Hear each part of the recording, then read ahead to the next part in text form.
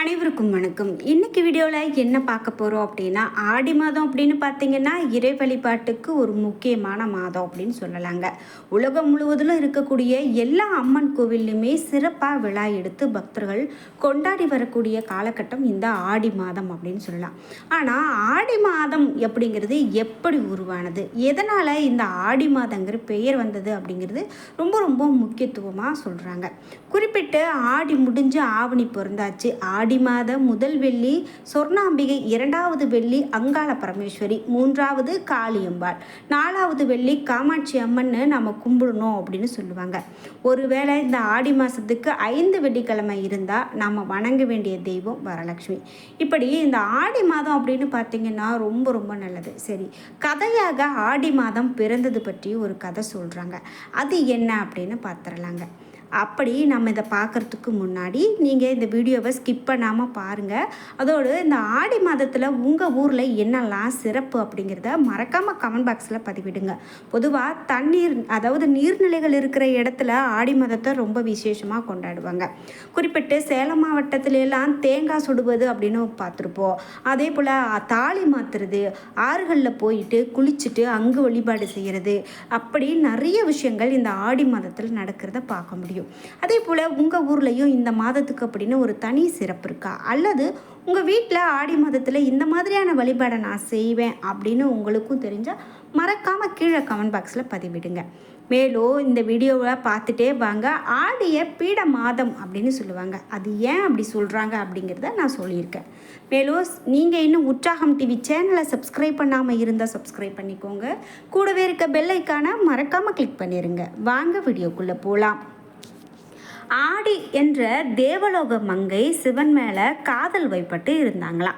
பார்வதி தேவி சிவனை பிரிந்து தவம் செய்ய பூலோகத்தில் இருந்தபோது பாம்பு உருக்கொண்டு யாருக்கும் தெரியாமல் கைலாயத்துக்குள்ளே ஆடி நுழைந்தாங்களாம். பிறகு பார்வதி தேவியாக மாறி சிவனை ஆசையோடு நெருங்கினாங்களாம்.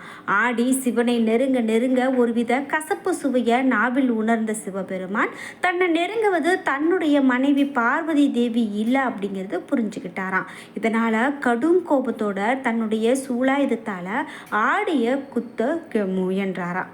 அப்போ சூலாயுதத்தில் இருந்து வெளிவந்த தீப்பொறிகள் ஆடிய புனிதவளாக மாற்றியதா. ஆடியனுடைய இந்த செயலானது ஈசனை தொழுது மீண்டும் வழிபட்டாராம். ஒரு நிமிடமாவது தங்களது அன்பான பார்வை என் மீது பட வேண்டும் அப்படிங்கிறதுக்காக நான் இப்படி நடந்துக்கிட்டேன், என்னை மன்னித்து அருள வேண்டும் அப்படின்னு வேண்டி நின்னாங்களாம். மேலும் கதையை தொடர்ந்து பார்க்கலாங்க. அதுக்கு முன்னாடி உங்களுக்கு ஒரு தகவல். இந்த வீடியோவுக்கு கீழே டிஸ்கிரிப்ஷனில் வராகியம்மன் ஜோதிட நிலையம் என்று சொல்லி ஒரு தொலைபேசி எண் கொடுத்துருக்கேன். அந்த எண்ணுக்கு உங்களுக்கு ஏதாவது வீட்டில் பிரச்சனை, சண்டை, கவலை, அதாவது வீட்டில் எதிர்மறையான விஷயங்கள் நடக்குது, நினைத்த வேலை கிடைக்கல, கடன் பிரச்சனை இருக்குது அப்படின்னலாம் நிறைய பிரச்சனைகளை சுமந்துட்டுருக்கீங்களா, இந்த வீடியோவுக்கு கீழே இருக்க அந்த வராகியம்மன் ஜோதிட நிலையத்துக்கு பேசி பாருங்கள். கண்டிப்பாக உங்களுக்கு சரியான பரிகார முறைகள் சொல்லுவாங்க. சரி, நாம் இப்போது கதையை தொடர்ந்து பார்க்கலாம். குறிப்பாக இந்த ஆடியை பற்றி பார்க்கும்போது பார்வதி தேவி உருக்கொண்டு வந்தது தவறு, இதனால் நீ பூலோகத்தில் கசப்பு சுவையுடைய மரமாக பிறப்பாய் அப்படின்னு சபித்தாராம் சிவபெருமான். இதற்கு விமோச்சனம் என்ன அப்படின்னு ஆடி கேட்க, கவலைப்படாத, பார்வதி தேவியினுடைய உருக்கொண்டு வந்ததால் அவருக்கு ஈடான மரியாதை உனக்கும் இருக்கும். பார்வதி தேவியின் பரிபூரண அருள் உனக்கு கிடைக்கும். உன்னுடைய நிழலில் தேவி இளைப்பாறுவாள் அப்படின்னு சிவபெருமான் சொன்னாராம். உன்னுடைய பெயரிலேயே பூலோகத்தில் ஒரு மாதம் தோறும் அது அம்பாளுக்கு உகந்த மாதம் அப்படின்னு சொல்லி மாதந்தோறும் உன்னை கொண்டாடுவாங்க அப்படின்னு சொன்னாராம் சிவபெருமான். தேவலோக மங்கை ஆடிக்கு சிவன் அளித்த சாபமே அவளுக்கு வரமானது அப்படின்னு சொல்லுவாங்க. குறிப்பிட்டு இந்த தேவலோக மங்கை ஆடிக்கு இந்த வரம் அப்படின்னு பார்த்தீங்கன்னா, பூலோகத்தில் தெய்வாம்சம் பொருந்திய சக்தியினுடைய வடிவமான வேம்பாக நின்றாங்க. நோய்கள் பலவற்றை நீக்கக்கூடிய ஆற்றல் இந்த வேம்புக்கு உண்டு அப்படின்னு சொல்லலாம். அதாவது இந்த வேப்ப மரம் தாங்க அப்படி சொல்கிறோம். அதில் இருக்கக்கூடிய கசப்புக்கு எவ்வளவு மகத்துவமும் மருத்துவ குணமும் இருக்குது அப்படி தெரியுங்களா? தீய சக்திகளை அண்ட விடாது அப்படின்னு வேப்ப மரத்தை சொல்லுவாங்க. செவ்வாய் வெள்ளியில் வேப்ப மரத்துக்கு மஞ்சள் பூசி குங்குமம் இட்டு வணங்குறதால மாங்கல்ய பலம் கூடும் அப்படின்னும், வேம்பினை போலவே துளசி வழிபாடும் ஆடி மாதத்தில் ரொம்ப சிறந்தது அப்படின்னு சொல்லுவாங்க.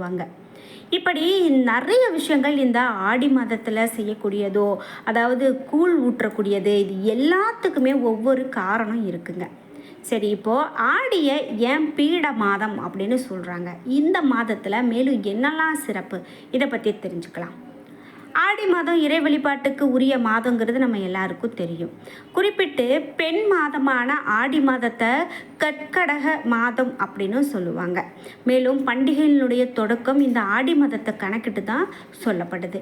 ஆடி மாதம் பிறந்தது முதல் மார்கழி வர தட்சணாயன புண்ணிய காலம் அப்படின்னு சொல்லலாம். இந்த காலத்தில் புண்ணிய நதிகளில் நீராடினா பாவங்கள் எல்லாம் நீங்கி போகுங்க. ஆடி மாதத்தில் சிவனின் சக்தியை விட பார்வதியின் சக்தி அதிகமாக இருக்கும் அப்படிங்கிறது ஐதீகம். ஆடி மாதத்தில் வரக்கூடிய ஆடி அமாவாசை அன்னைக்கு மறைந்த முன்னோர்களுக்கு திதி கடமைகளை செய்தோம் அப்படின்னா ஆண்டு முழுவதும் பித்திருக்களுக்கு கடன் கொடுத்த பலன் நமக்கு தீரும் அப்படின்னு சொல்கிறாங்க. அதே போல் ஆண்டாள் பிறந்த ஊரான ஸ்ரீவில்லிபுத்தூர் கோவிலில் ஆடிப்பூரத்தன்னைக்கு ஆண்டாளை நந்தவனத்துக்கு எழுந்தருளை செய்து திருப்பாவை பாசுரங்கள் பாடப்படுவது வழக்கம். அப்போது ஆண்டாளை வழிபட்டோம் அப்படின்னா நம்மளுடைய பிரார்த்தனைகள் மாங்கல்ய பாக்கியம் எல்லாம் நிலைக்கும் அப்படின்னு சொல்லுவாங்க. மேலும் ஆடி மாதம் செவ்வாய் வெள்ளிக்கிழமைகளில் காமாட்சியை வணங்கி நின்றோம் அப்படின்னா திருமண தடைகள்லாம் விலகும். இந்த ஆடி செவ்வாய் கோவிலில் எலுமிச்சம்பழ விளக்கு ஏற்றினோம் அப்படிதான் கூடுதல் பலன் கிடைக்கும். ஆடி மாதம் முழுவதும் மீனாட்சியை வழிபட்டால் குடும்பத்தில் அமைதி கிடைக்கும். ஆடி மாதம் முத்து மாரியம்மனை மனம் உருங்கி வழிபட்டோம் அப்படின்னா திருஷ்டிகள் விலகும். ஆடி மாதம் சுக்லபட்ச துவாதசி அன்னைக்கு மகாவிஷ்ணுவை நினைத்து விரதம் இருந்தால் செல்வம் பெருகும். ஆடி மாதம் சுக்லபட்ச ஏகாதசி தினத்தன்னைக்கு அன்னதானம் செய்தால் சகல பாக்கியங்களும் கிடைக்கும். ஆடி மாதம் ஏகாதசி துவாதசி நாட்களில் அரச மரத்தை சுற்றி வந்து வழிபட்டால் வாழ்க்கையில் மகிழ்ச்சி உண்டாகும். ஆடி மாத வெள்ளியில் மகாலட்சுமியை வழிபட்டால் வீட்டில் செல்வம் சேரும். ஆடி மாதம் குத்து விளக்க லட்சுமியாக பாவித்து அலங்கரித்து வழிபடுவது ரொம்ப நல்லதுங்க. ஆடி மாதம் அம்மனுக்கு பால் பாயசம் சர்க்கரை பொங்கல் வைத்து வணங்க வேண்டும். இது ரொம்ப சிறப்பு. ஆடி மாதம் அம்மனுக்கு உரிய லலித சகஸ்ரநாமத்தை சொல்கிறது நல்லதுங்க. குறிப்பிட்டு ஆடி மாதத்தில் அம்மனுக்கு சாற்றப்படக்கூடிய வளையல்களை பெண்கள் அணிந்து கொண்டாங்க அப்படின்னா திருமண பாக்கியம் கண்டிப்பாக உண்டாகும். குழந்தை பாக்கியம் சகல நன்மைகளை நீங்காத வகையில் நமக்கு செல்வத்தை பெற்று தரக்கூடியது அப்படின்னு ஐதீகம். ஆடி மாதம் அம்மனுக்கு உகந்த மாதம்னு பார்த்தோம். இந்த கிருத்திகை அமாவாசை பௌர்ணமி ஆடிப்பெருக்கு இது எல்லாமே சிறப்புக்கு உரியது அப்படின்னு சொல்லலாங்க. குறிப்பிட்டு இந்த ஆடி மாதத்தில் வரக்கூடிய 18ஆம் நாளாக ஆடி பெருக்கு விழாவாக மக்கள் கொண்டாடுறாங்க. இந்த நாளில் தம்பதிகள் ஆற்றங்கரையில் நின்று தங்களுடைய தாலியை புதிதாக மாற்றிக்கொள்ளக்கூடியதை நம்மளால் பார்க்க முடியும். மேலும் குறிப்பிட்டு ஆடி பௌர்ணமியில் சங்கரன் கோவிலில் ஊசி முனையில் தவம் புரிந்த கோமதி அம்மனுக்கு தன்னுடைய உடலில் சரிபாதியாக கொடுத்த சிவசக்தி ஐக்கியமானது இந்த நாளில் தான் அப்படின்னு சொல்லுவாங்க. இது மட்டும் இல்லாமல் இந்த நாளில் அப்படின்னு சொல்லுவாங்க. இது மட்டும் இல்லாமல் ஆடி தபசு விழா ரொம்ப விமர்சிங்க. அதே போல் குறிப்பிட்ட ஆவணி அவிட்டம் வரலட்சுமி விரதம் அனைத்துமே ஆடி மாதத்தில் தான் நடக்கும். சரி, ஆடி மாதம் பீடை மாதம் அப்படின்னு ஒதுக்குவது அறியாமல் வந்த பழக்கம். உண்மையாகவே பீட மாதம் அப்படின்னு தான் பெயர். அதாவது மனமாகிய பீடத்தில் இறைவனை வைத்து வழிபட வேண்டிய மாதம் அப்படிங்கிறது தான் சரியானது. அதனால் ஆடி மாதம் பீடை மாதம் கிடையாது, பீட மாதம். ஆடி மாதத்தில் அம்பிகைக்கு பால் அபிஷேகம் செய்தால் அவள் மனம் குளிர்ந்து மழையை பெய்ய செய்து நிலம் செழிக்க செய்வாள் அப்படிங்கிறது கிராமப்புறங்களில் இருக்கக்கூடிய நம்பிக்கை. ஆடி மாதம் அம்பிகையை வழிபட்டோம் அப்படின்னா வரங்கள் அனைத்தும் கொடுப்பாள் அப்படிங்கிறது தான் நம்பிக்கை. ஆடி பெருக்கு திருவிழா ஸ்ரீரங்கம் அம்மா மண்டபத்தில் ரொம்ப விமர்சையாக நடக்குங்க. பெருமாள் மண்டபத்துக்கு எழுந்தருள்வார். கன்னியாகுமரி மாவட்டத்தில் தோவாளை என்ற ஊரில் முருகனுக்கு ஆடி மாதம் கடைசி வெள்ளி கூடையாக மலர்களை கொட்டி மலர் அபிஷேகம் செய்வாங்க. இதனால் அழகு வேல்முருகனுக்கு ஆடியில் மலர் முழுக்கு அப்படின்னு கூட சொல்லுவாங்க. இப்படி ஆடி மாதம் ரொம்ப ரொம்ப சிறப்பானதுங்க. என்ன நண்பர்களே, இன்னைக்கு வீடியோவில் ஆடி பிறந்த கதையும் பார்த்துட்டோம், ஆடியை ஏன் பீடை மாதம்னு சொல்கிறாங்க அப்படிங்கிறதையும் பார்த்துட்டோம். இந்த வீடியோ கண்டிப்பாக உங்களுக்கு ரொம்ப பயனுள்ளதாக இருந்திருக்கும். வீடியோ பிடிச்சிருந்தா லைக் பண்ணுங்கள், ஷேர் பண்ணுங்கள், கமெண்ட் பண்ணுங்கள். நீங்கள் இன்னும் உற்சாகம் டிவி சேனலை சப்ஸ்கிரைப் பண்ணாமல் இருந்தால் சப்ஸ்கிரைப் பண்ணிக்கோங்க. கூடவே இருக்க பெல் ஐக்கானை மறக்காமல் கிளிக் பண்ணிடுங்க. நன்றி வியூவர்ஸ்.